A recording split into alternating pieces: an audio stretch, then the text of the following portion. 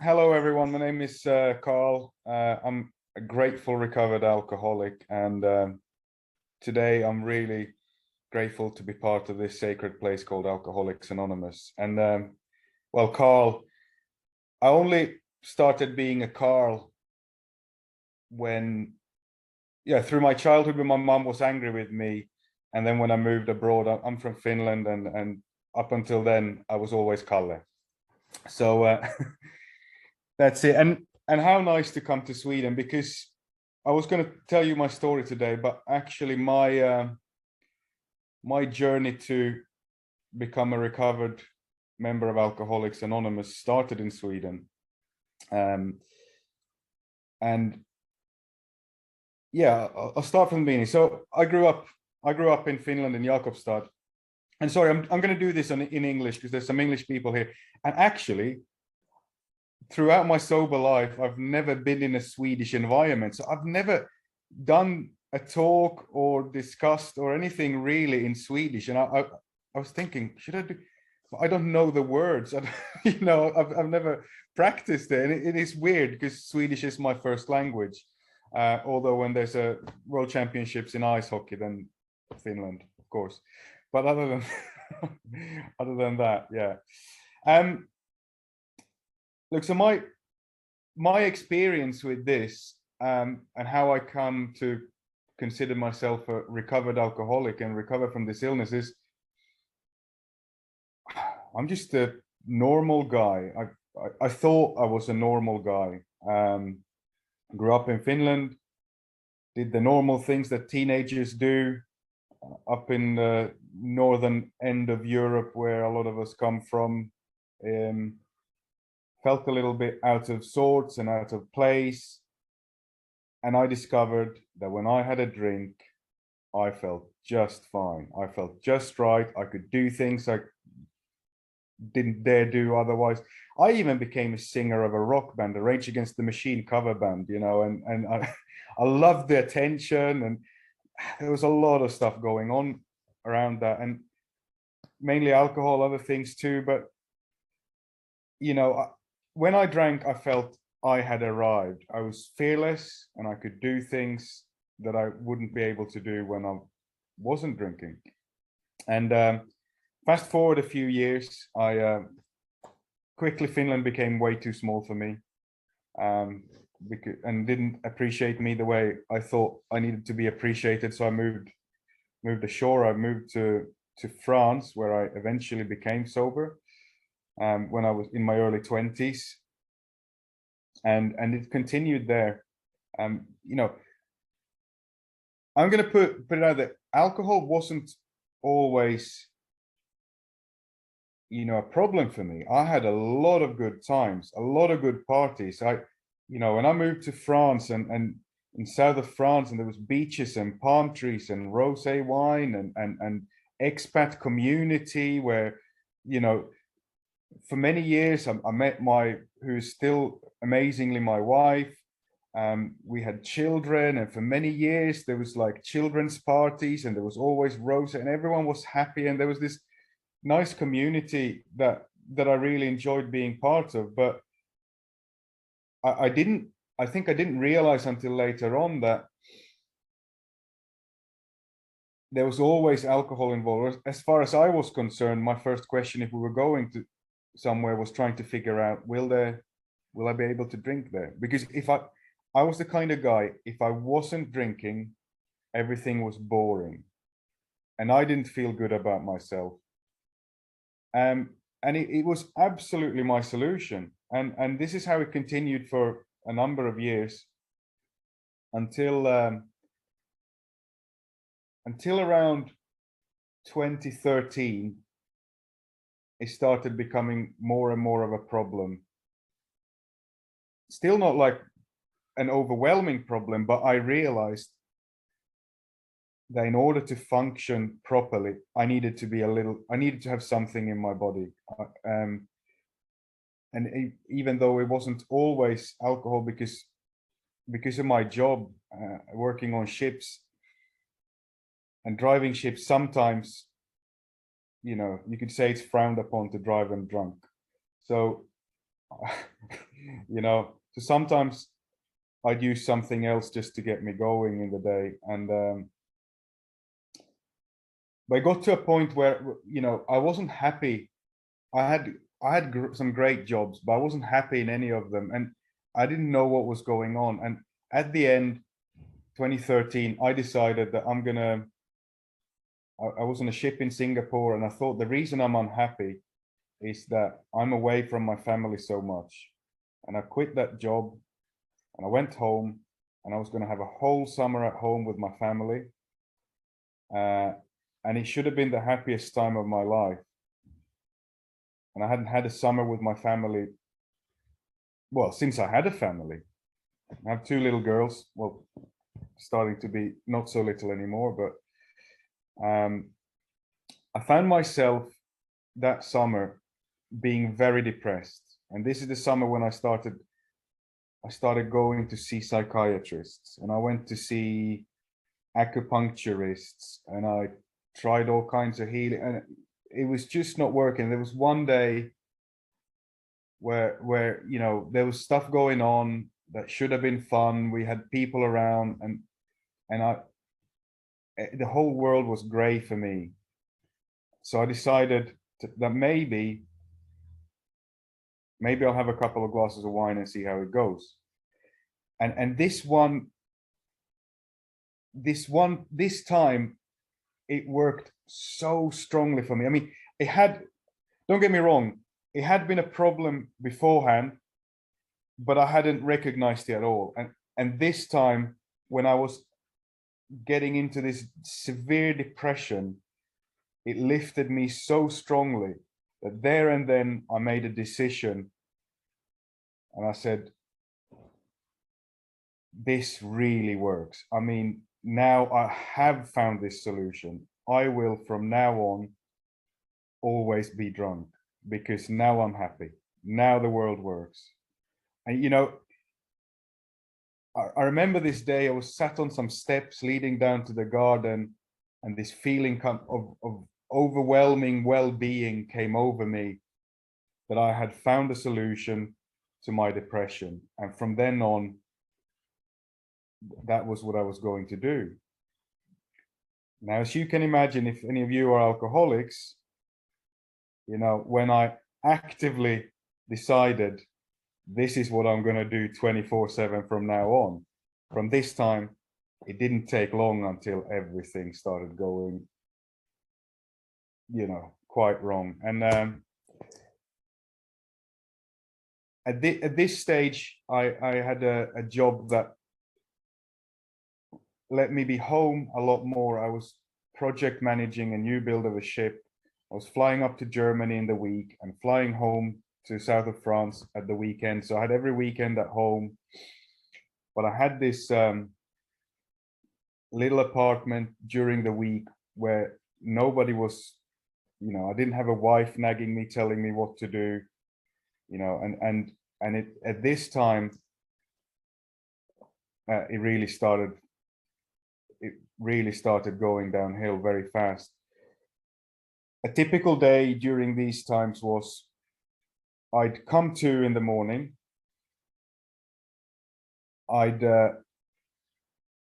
take, you know, many times more than prescribed of some pills that my doctor had given me, just to get my head right. I would walk from my little apartment via a corner shop,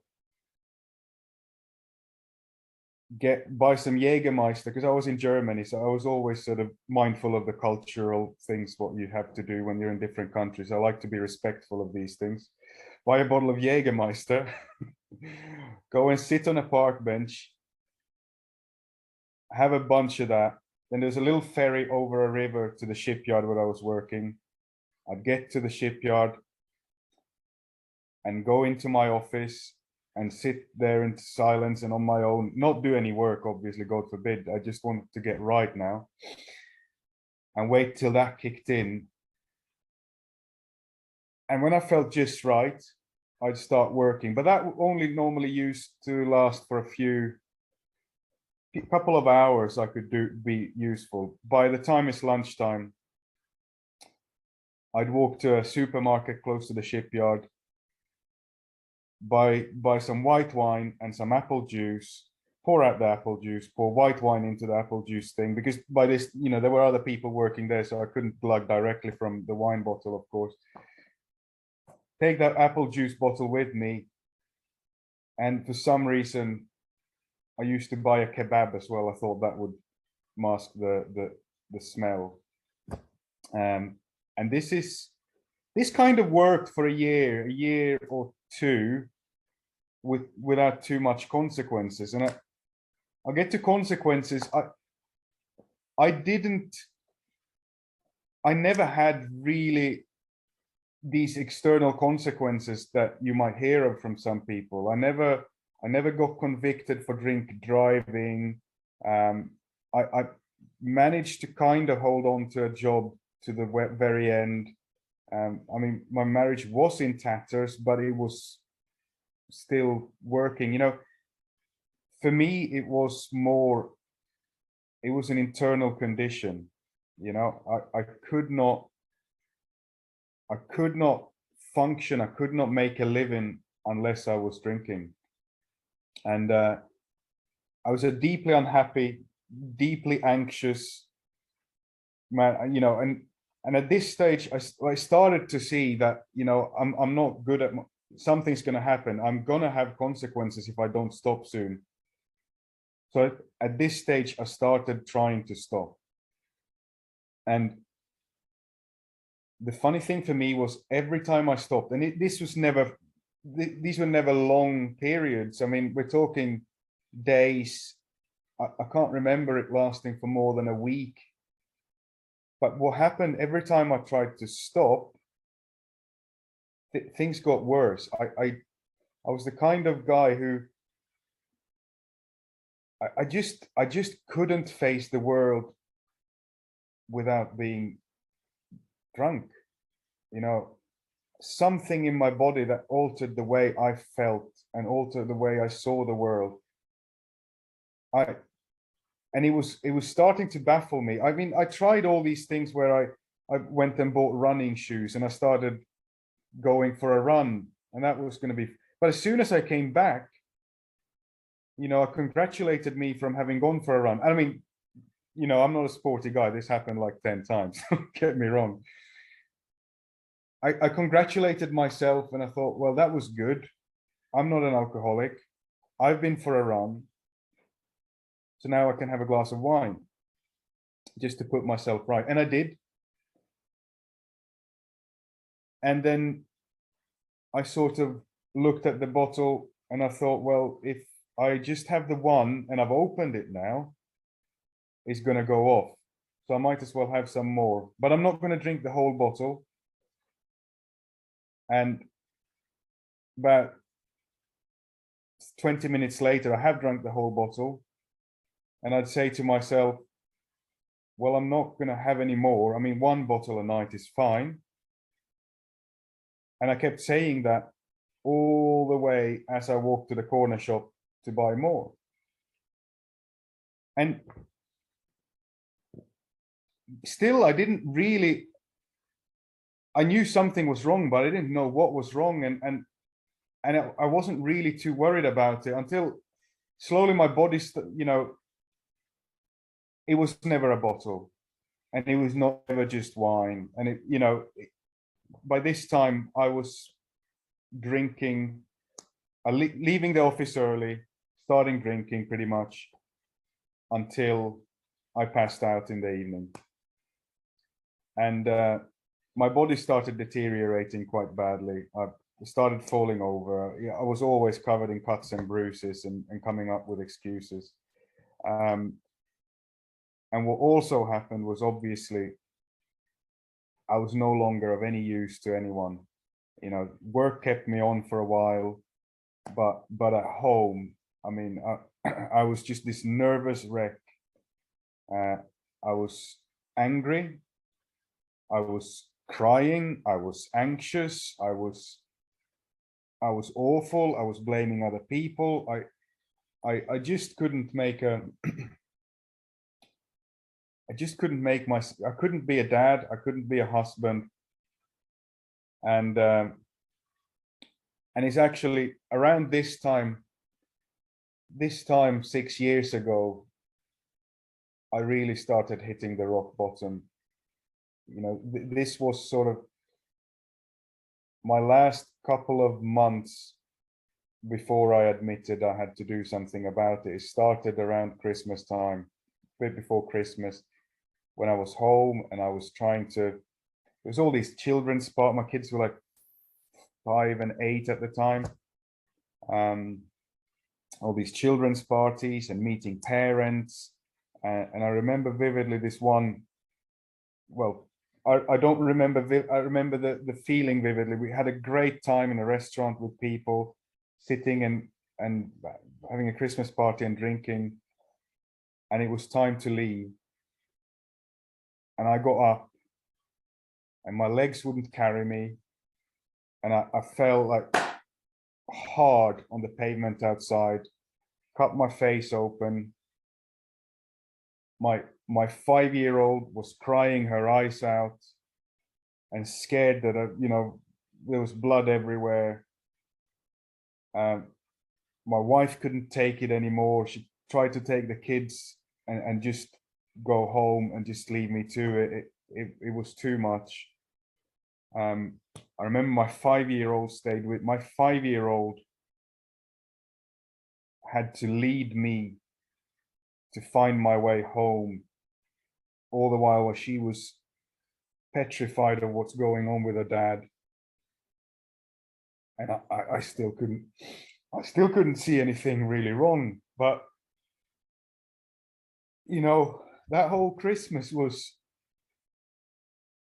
you know, when I came through from that, I stayed in bed for days and days, and it got me to a point where I just didn't want to be a part of life anymore. Sorry.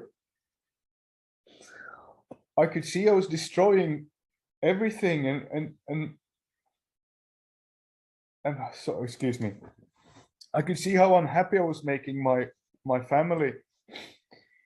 And I decided, you know, this time I kind of started praying, but not like I know how to do now, but, you know, for God not to let me wake up the next morning, because they would be better off without me. I never got to a point where I wanted to, or where I tried properly to commit suicide. It was more, it was something stopping me from that. It was something, you know, my brain worked enough to say that I don't want my kids to grow up having to explain to everyone why they don't have a dad because he was an alcoholic who killed himself. But I realized I was seriously wrong. And by this time, the doctors had told me I have about, if I continue the way I am, I've got about 6 months left to go. And now I was kind of drinking to kill myself. I was never a brave guy. I wasn't brave enough to try and to finish the job any sooner or quicker than that. But what happened after that Christmas, I went on one last business trip before they fired me, where everything went to hell. And, you know, I was by this time I was on amazing amounts of Xanax as well, which my very, very kind doctor, he would give me anything I asked for. He was really trying to help me, and he could see I was a tortured mind and a tortured soul, and I needed something to calm me down.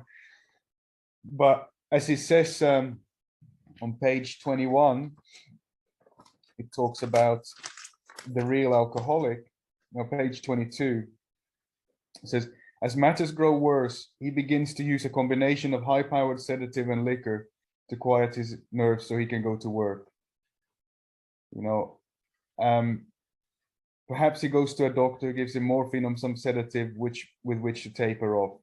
Then he begins to appear at hospitals and sanitariums. And that's what happened. You know, I'm sure other people have the experience of this, but mixing this stuff, it just makes you go absolutely mad. And by this time I had no idea what was going on anymore. And at the end, and I don't know if this is something to recommend or not, but what happened for me, I'm gonna skip on to actually getting well now, sorry. My wife organized for my sisters, a couple of friends back from Finland, someone from Sweden even, a guy whose best man I had been at a wedding, but I had to be thrown out of the wedding. All these people came to my house and I was lying in bed thinking this is the end. And I woke up and they're all standing there. And they'd, you know, these people whose lives I had destroyed had flown in to tell me, you know, we care about you. Please stop, do something. And I was ready, you know. I said, I'm ready. What can I do? And they had figured out, I didn't know anything about alcoholics. They figured out I needed to go to a rehab. And I decided I would. I'd do anything they said because I can't live like this anymore. This wasn't life. You know, I was barely managing to wake up in the morning. And if I was awake, I hated every minute of being awake. And what was decided, I didn't want to go to Finland because somebody might know me there. There were no rehabs that anyone could find English speaking in France where I lived, and England seemed too expensive. So Sweden, here we come. And my wife and my dad and everyone worked together, and all these people came together and tried to find a place and decided in February I had a place and I flew up. I remember this day, I was ready for it. I was like, this is going to be awesome. I went to Nice airport very early in the morning, and it was, you know, still sort of Christmas time. So I went to the tax-free, got a bottle of Baileys, down in the toilet before getting on this plane, and did this long trek to Arlanda, found a train, took me up to Korpberget in northern Sweden, got picked up by someone there, and obviously I got put in some isolation room because I was blind drunk, and that's where my journey really started.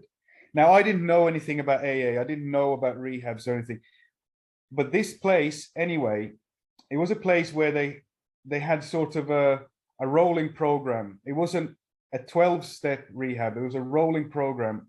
And the week I came in was the week where the theme was the illness.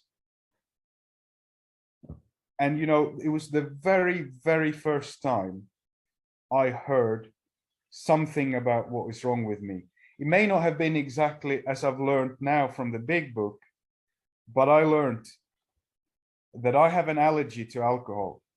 When I take a drink, something happens bodily to me, which makes me different to other people. When I take a drink, my body starts craving more, and that made sense to me. And I also learned that I will always go back to that, you know, knowing that isn't enough for me. And this made complete sense. And I stayed in this, I was only there because I was paying for myself to be in this place. Everyone else there, as far as I was aware, came in, got it paid for by the government, often to choose to go there instead of going to jail or something like this. But I'd lost my job by this time, and I was about to lose my house and everything else.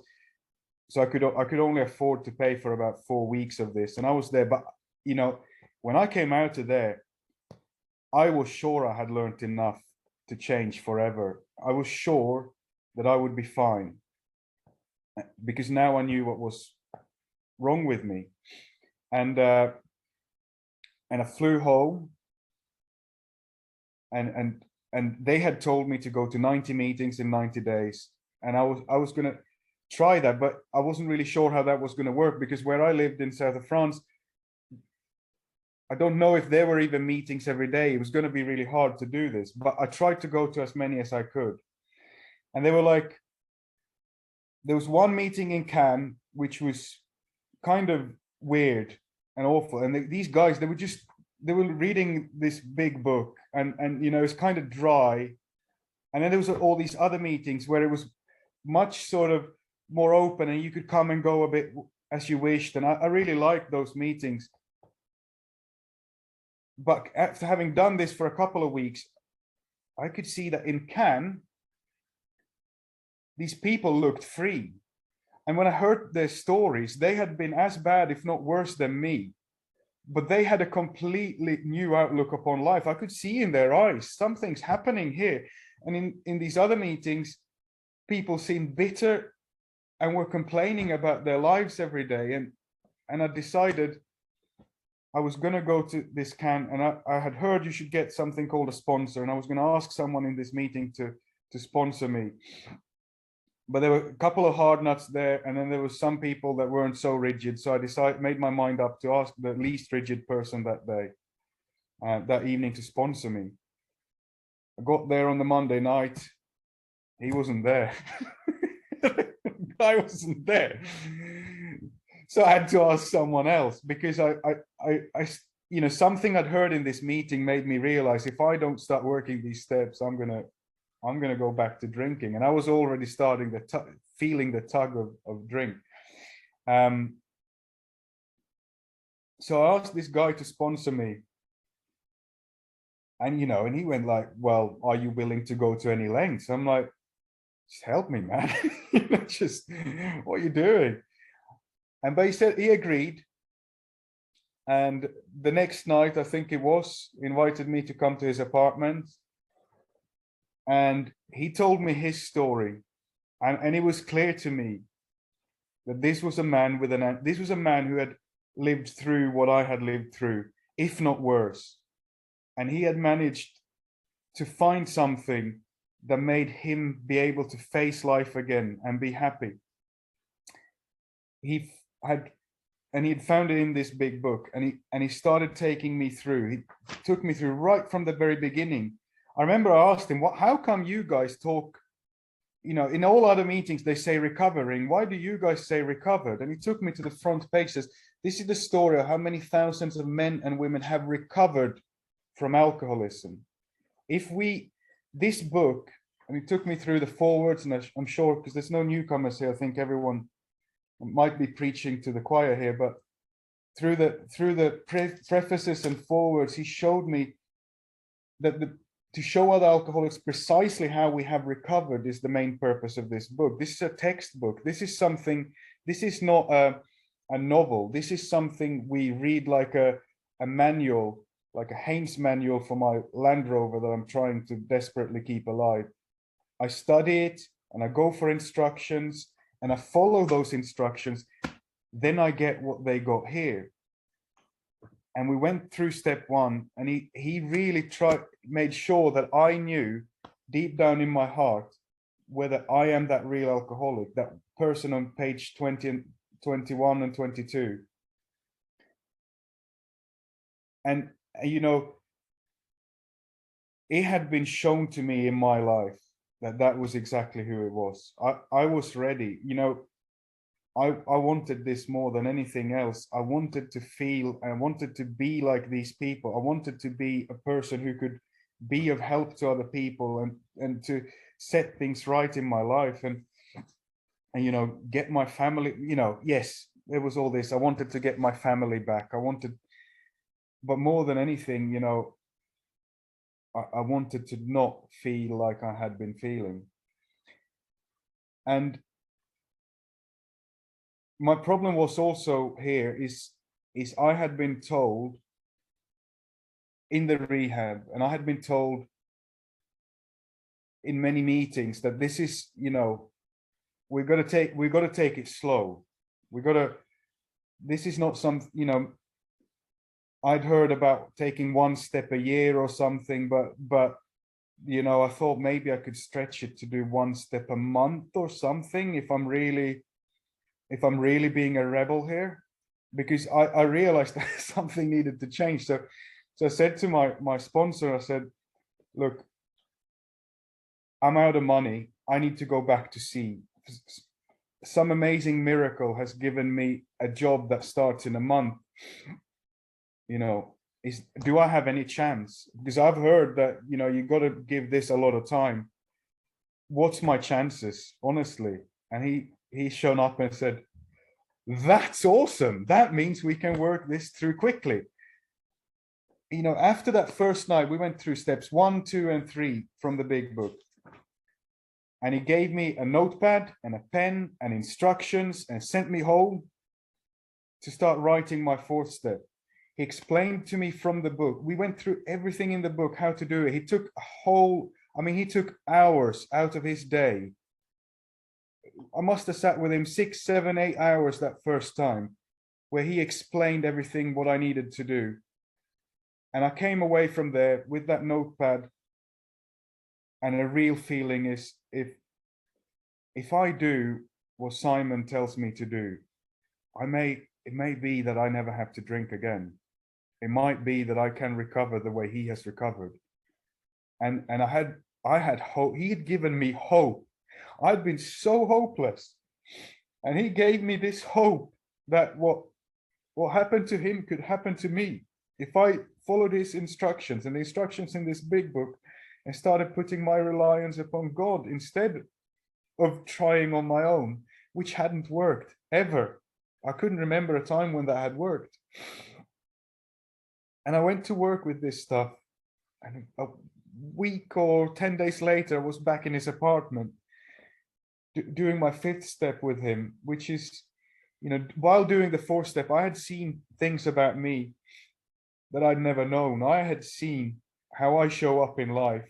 I had seen that, you know, my problem wasn't necessarily alcohol. My problem was me. And it was me that was walking around hurting people. It was me running on self-will and ego and trying to bend the world into fitting in with me. I mean, that's a whole heap of mass, this whole big earth. You know, how can I bend that into fitting me? These 7 billion people, how can I make them do what I want them to do? I mean, it's doomed. It's just never going to happen. And I could see now that that was wrong. I could see, you know, I had thought I was a pretty neat guy. I'd thought I was pretty clever, pretty smart, pretty funny. And I could see I wasn't all that. And, you know, there's someone that hasn't done this. It's not step 4. It wasn't to make myself feel bad. It was to make myself see the truth about how I show up. And during this step 5, you know, I felt ashamed, you know, sharing this with someone. But the funny thing is, as ashamed and as hard as it was, the longer that evening went on, the more freed I started feeling. And when it comes to on page 75, is this the 5-step promises. You know, once we had taken this step, withholding nothing, we're delighted. We could look the world in the eye. We can be alone at perfect peace and ease. Our fears fall from us. We begin to feel the nearness of our Creator. We may have had certain spiritual beliefs, but now we begin to have a spiritual experience. The feeling that the drink problem has disappeared will often come strongly. That happened. The feeling. My drink problem was not yet gone, but the feeling that it has disappeared came strongly. We finished the 5th step. He sent me home to have my hour to look through this. And now that I knew how I showed up in life, I knew what my defects were. Now I could be willing to ask God to remove this, because before this, I hadn't known what it was I needed God to help me with, but now I knew. He gave me the instructions for step 9. I started on my step 9. He showed me on page 84 and 85, the step 10 promises, where it says the problem has been removed. Now, I was no longer thinking about staying away from alcohol. That had this, through going through these steps as outlined in this book, something had changed in me. Call it a psychic change, a spiritual awakening, whatever it is, but something had changed. I did no longer have to think about whether I have to drink or not. that part had disappeared on its own. And that was amazing. I started doing my step 10s and 11 on a daily basis. I started trying to talk to people about this in step 12. We went through that very hard, very importantly. And this, everything was great, you know, fantastic for about 6 months. It was so fantastic that I decided I might have made too much of a meal of this. It looks like it's pretty easy to stay sober. There's a couple of hard amends. And if I feel this great now, I might just leave them. Maybe if I'll start feeling worse later, I'll look at that. Do I really have to pray and meditate in the morning? Do I really have to check myself in the evening? Do I really have to admit my mistakes? Do I really have to watch for selfishness, dishonesty, resentment, and fear on a daily basis? If I feel this great now. So it says on page 85, it says, because I'm not so good at quoting without this, it says, it is easy to let up on the spiritual program of action and rest on our laurels. We're headed for trouble if we do, for alcohol is a subtle foe. We're not cured of alcoholism. What we really have is a daily reprieve contingent on the maintenance of our spiritual condition. I stopped maintaining my spiritual condition on a daily basis. Can't remember really, a few months in. And, life was still going fine. And one day at work, I had this work, everything was going well. Nobody knew I was an alcoholic there. I wasn't drinking. There was a party on the boat. And I thought, well, just to not be a killjoy, we were in France. So again, I was going to be culturally correct. I can have a pastis. And I had a pastis. It went really well. So I thought, well, I can have another one. And then the craving came over me. Bear in mind, nobody knew I was an alcoholic. I didn't have to hide anything there. I just went into this old habit. I snuck off from the party. I went off to a fridge where there was no one there.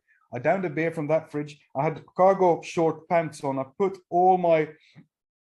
filled all my pockets with beer, went up to my cabin, locked the door, downed all the beer, wrapped it up in newspapers and towels into the bin so nobody could see there was beer, and went to bed. And then I woke up thinking, oh crap, what have I done? No worries, I'm the captain. I have the key to the medical safe. I'll go down there and get a box of tramadol out and make myself feel better. Munched that for the weekend. Then I woke up and this thought was in my head. What my sponsor told me would happen if I don't follow these instructions has happened. He was right. And I called Simon and he said, how's it going? I said, it's going pretty well. Had a couple of beers the other night. He said, what? Not a big deal. So hang on. And he took me through, over the next 2 days, he took me through the steps again. And that was the 28th of July, 2016. And I think maybe I needed that. I didn't cause any mayhem that weekend, but which is just amazing. But what that taught me was, look, this program works when I work it. What it taught me is I have to be in this book. I have to carry this message. I have to keep doing 10. I have to keep doing 11. I have to keep doing 12 on a daily basis. But basically, I can't work the steps my own way. And it's all the steps. I couldn't stop at 8.5. That's not how it works. It's a 12-step program. But through firm and amazing sponsorship and an amazing sponsorship lineage I come through, I was so lucky. I didn't have to go through years of bouncing in and out of this fellowship. I found this solution on my doorstep. This is not by my doing. This is God, for some reason, directed me to this CAN PPG group where I heard the solution, where people took their time to show me how to do this, where people encouraged me and people took me under their wing and inspired me to keep doing this. I live in Herefordshire in UK now, and we've opened our own primary purpose group here, and we're trying to carry this message here. And throughout these 5 and a bit years, I've gotten some amazing friends in this fellowship, some people that I can absolutely rely on, who will show me, kind enough to show me where I'm relying on Carl or where I'm relying on God. And when I'm relying on Carl, things don't go so well, but when I'm relying on God, things seem to go okay. And I don't know, I wasn't expecting to be so emotional about this today, but I am today. I don't know if it's just because Christmas is coming and remembering that one or whatever is going on, but it just hit me today that I'm so lucky. I'm so lucky that I walked into that room. I didn't have to have everything destroyed for me. And I just urge anyone who hasn't, or if you're thinking about doing these steps or you haven't done these steps, please do them, because, you know, life still happens, but I have a way of life that makes drinking unnecessary. I have a way of life where when I do mistakes, I can tidy them up and I can be of use to others. I can help other people. I can see the lights come on. I can sponsor other guys.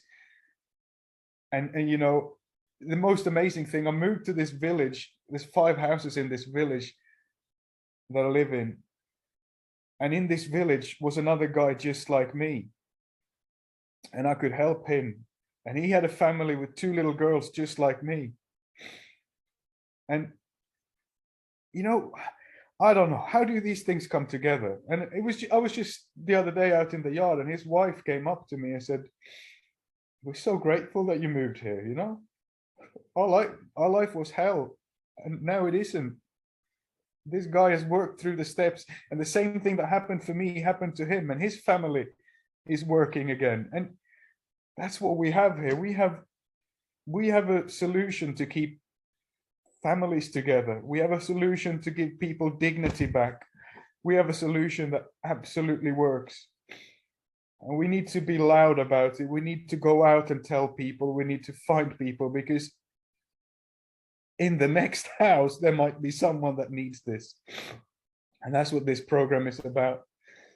It's about recovering so I can be fit enough to help somebody else recover, so they can be fit enough to help somebody else recover, and give someone life back from utter despair to a life that's absolutely worth living.